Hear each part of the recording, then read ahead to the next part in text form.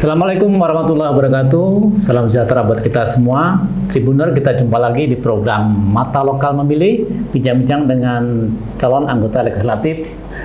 Sore hari ini saya kedatangan calon legislatif yang luar biasa, masih muda, cantik. Beliau adalah Mbak Ica Anggraini. Selamat sore Mbak Ica. Selamat sore Mas. Mbak Ica adalah caleg dari Partai Golkar Mbak Ica ya? Benar. Mungkin bisa diperkenalkan Mbak Ica. Silakan Mbak Ica. Ya. Bismillahirrahmanirrahim. Assalamualaikum warahmatullahi wabarakatuh. Selamat sore. Nama saya Ica Anggraini. Anggriani ya? Anggriani. Okay. Ica Anggraini STMAs. Saya dari Partai Golkar nomor urut 6, Dapil 1 Tanjung Selor, Kabupaten Bulungan. Oke. Berarti ini kali pertama nyalek atau sebelumnya sudah pernah maju juga nih Mbak Ica? Ya, jadi sebelumnya itu saya sudah pernah, itu pertama kali di pemilu 2014. Oke. Terus maju lagi di pemilu 2019. Nggak kapok-kapok atau memang senang? Artinya senang? Ya, saya senang sebuah kontestasi ya? Berkontestan di pemilu. Karena kan keterwakilan perempuan. Nah, jadi kita itu 30% keterwakilan perempuan. Oke. Ya akhirnya mau tidak mau kan harus. Partai politik harus melamar ya atau memenuhi kuota itu. Iya, untuk memenuhi kuota. Tapi kalau boleh tahu apakah tanda kutip hanya sekedar memenuhi persyaratan? Oh, tentu itu, tidak. Gimana Mbak Ica? Jadi ya kita tetap maju, bukan hanya sebagai memenuhi kuota 30% perempuan, kita juga berjuang memenangkan hati masyarakat, khususnya Dapil 1 Tanjung Selor. Saya mencoba untuk lebih dekat dengan bertemu langsung dengan masyarakat, jadi saya silaturahmi. Berarti door to door, rumah ke masyarakat. Sampai di mana sejauh ini? Luar biasa paling sekali. Jauh. Sampai ke perbatasannya Dapil 1 tuh saya juga masuk. Ya banyak lah. Banyak yang saya temui. Kita sering ngobrol, terutama dengan teman-teman yang dari perempuan, ya kan? Karena kan keterwakilan perempuan ini tentu suara perempuan juga yang kita butuhkan untuk saling support. Terus generasi muda juga saya banyak. Dan ini kan menjadi juga peluang cukup besar. Ya. Jumlahnya kalau itu kan hampir 50% lebih lah pemilih di 2024 ini kan anak-anak milenial nih. Nah itu kan peluang dari Mbak Ica nih. Nah bagaimana untuk meyakinkan tadi kaum perempuan, anak-anak muda, sehingga ayo dong biar ada wakilnya di DPRD Bulungan. Seperti apa? Yang pertama mempersiapkan diri dulu, mempersiapkan diri bahwa kita memang mampu untuk berada di parlemen seperti itu. Karena kan mewakili suara mereka. Saya janji, saya berani kawal aspirasi mereka nanti. Selama ini kan udah banyak tuh tadi disampaikan sampai perbatasan Tanjung nih, ketemu dengan masyarakat. Apa sih yang didapat dirasakan masyarakat yang dibutuhkan ketika nanti duduk di DPRD? Apa yang biasanya mereka curhatkan atau yang disampaikan? Ya, memang banyak sekali PR kita. Itu tidak bisa dipungkiri, banyak sekali. Yang paling utama deh, atau yang paling banyak deh. Kalau di pelosok ya pasti infrastruktur. Infrastruktur, jalan, air gitu ya. Infrastruktur. Itu memang masih banyak yang belum terjangkau.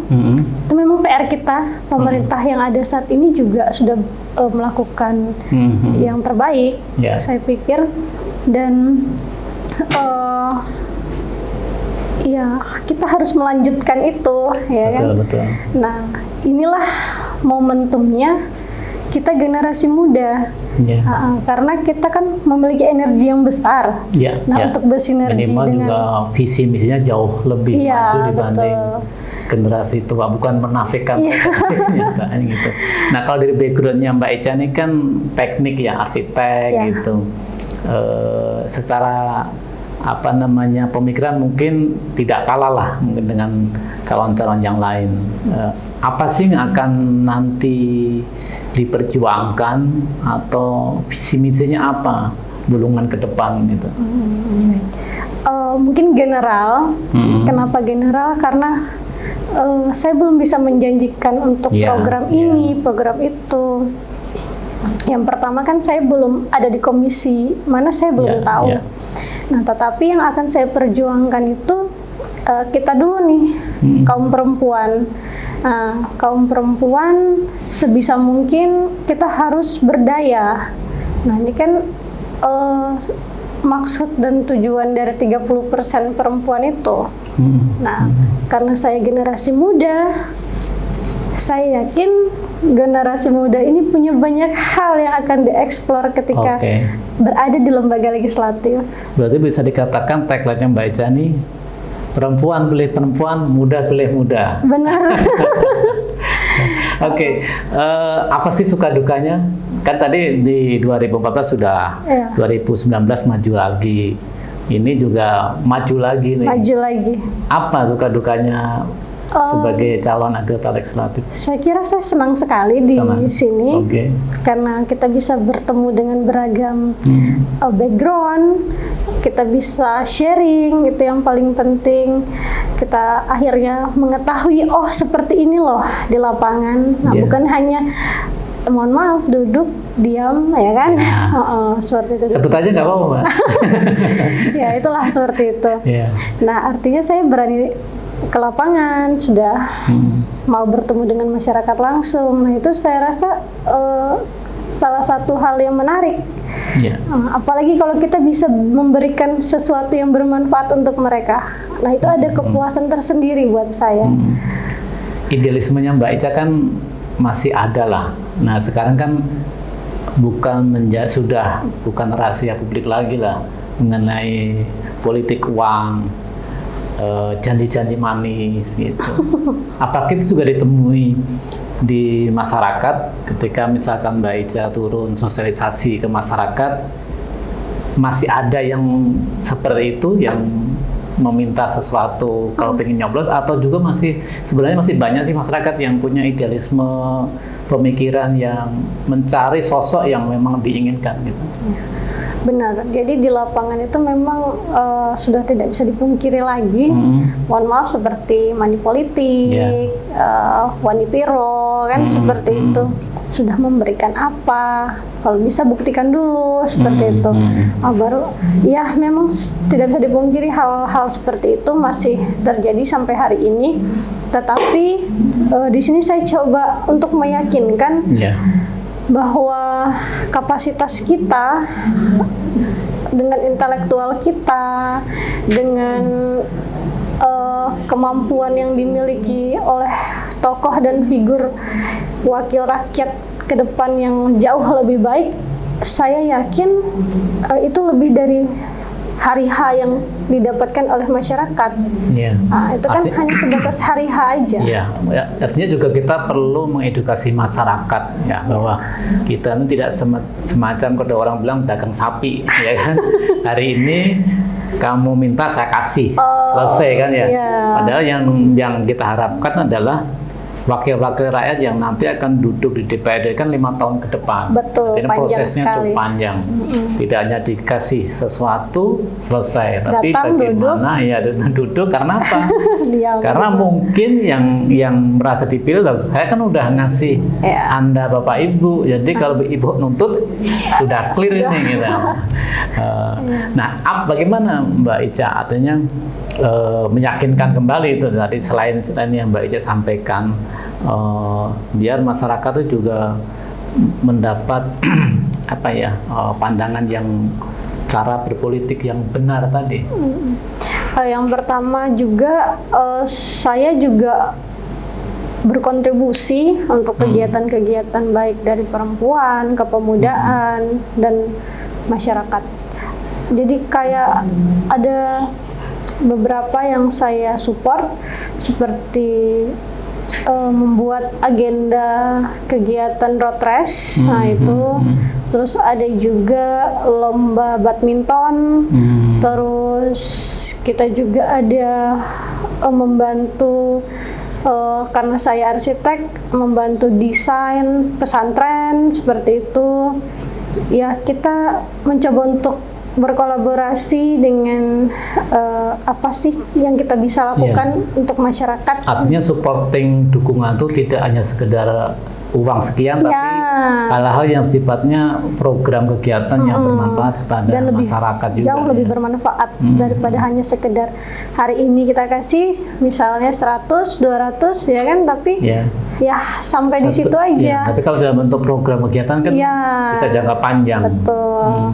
Jadi saya lebih pada pergerakan-pergerakan yang saya harapkan tuh lebih besar manfaatnya. Ya, betul Mbak Ca.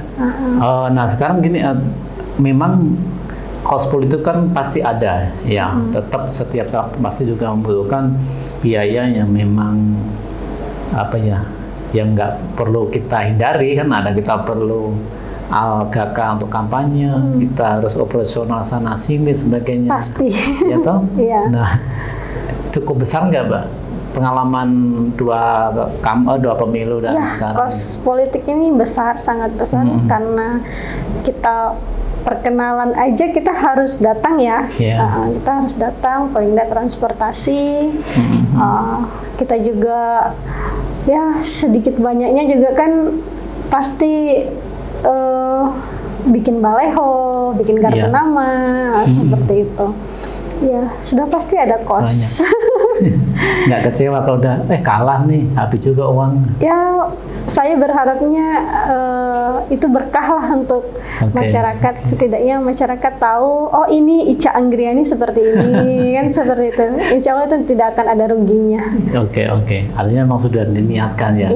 Artinya modal memang harus, kalau toh endingnya itu kan tetap takdir lah. Tapi upaya tetap kita lakukan. Oke, kembali kepada yang agak lebih serius nih, visi misi nih. Apa sih yang paling Mbak Ica itu akan perlu kita perjuangkan kembali deh, terutama tadi dari sisi perempuan, anak muda, untuk Bulungan deh, seperti apa? Saya ingin melanjutkan SDM unggul Bulungan maju. Nah, itu kan paling tidak kita harus memiliki wakil rakyat yang muda, cerdas, dan amanah. Tentu kita akan berbicara background pendidikan. Background pendidikan itu sangat penting. Nah, dengan adanya background pendidikan, saya yakin SDM kita akan siap. Betul. Iya kan? Nah, kita support dengan apa? Mungkin dari segi ekonomi ada yang kurang. Nah, beasiswa. Kita perbanyak beasiswa. Nah, dari segi SDM pekerjaan, ya kan, generasi muda ini sekarang saya lihat banyak yang mengeksplor bukan hanya bekerja di kantor, ya kan, sudah bisa bekerja kreativitas. Iya, ekonomi kreatif. Ekonomi kreatif, nah, itu kita support. Nah, seperti itu. Nah, kalau kita lihat kan memang Bulungan sebagai ibu kota provinsi Kaltara, kemudian juga akan ada KIPI. Sekarang sudah berlangsung ya. Dan itu kan akan membutuhkan sumber daya tenaga kerja yang cukup besar. Tapi tadi Mbak Ica sampaikan bahwa kita ini ya harus mengakui SDM kita masih rendah nih dibanding dengan mungkin nanti akan datang beberapa tenaga dari luar. Nah, bagaimana inisiatif atau Mbak Ica yang akan usulkan ke pemerintah kabupaten? Yang pertama, saya akan membuatkan program pelatihan. Jadi pelatihan pendidikan sesuai dengan bidang keahlian. Terutama yang dibutuhkan di Iya, betul. IP atau apapun lah ya. Betul. Sehingga kita dapat bersaing. Ya. Nah, itu. Dan kita akan mengutamakan orang-orang lokal. Nah, ya tentu mereka juga harus mengikuti pelatihan. Nah, itu penting. Jangan sampai tidak mengetahui apa yang akan menjadi tugas dan tanggung jawabnya di pekerjaan yang akan mereka lakukan. Jadi itu penting sekali pelatihan.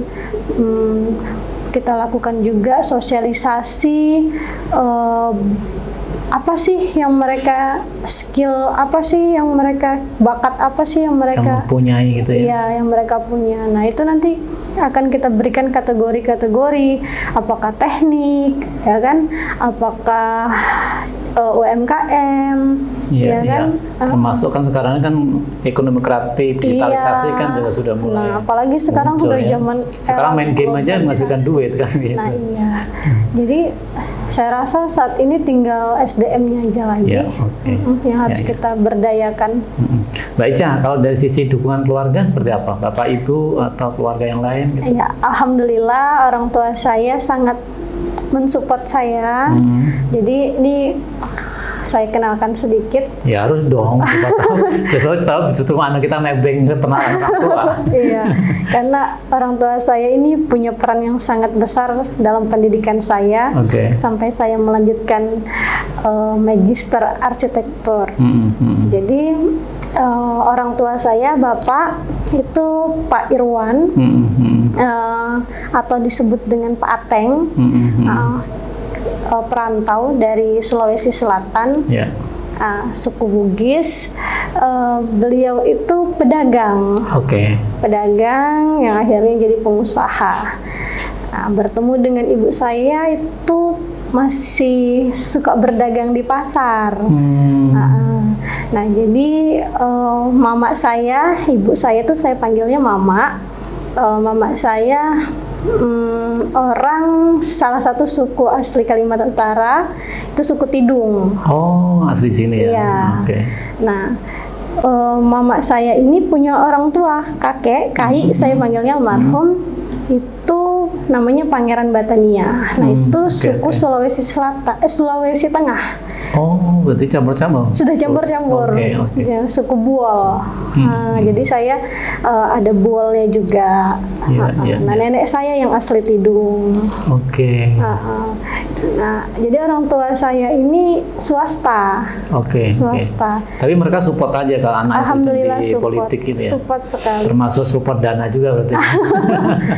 Iyalah, pasti orang tua. Tapi juga minimal kan dengan melihat background itu masyarakat kata, oh ini masih keluarga saya nih, ya kan gitu juga. Menarik. Artinya beliau-beliau ini support banget. Sangat support sekali. Termasuk tentu juga bagaimana keluarga besar mereka menyampaikan lah bahwa anak saya nih loh Ica maju lagi sebagai caleg nih, tolong dibantu. Penting.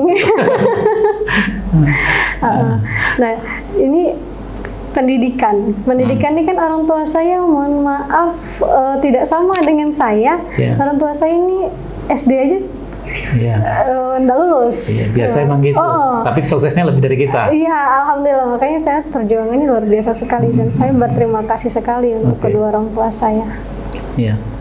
Apa pesan orang tua yang paling mengena deh sehingga oke nih saya harus berjuang nih.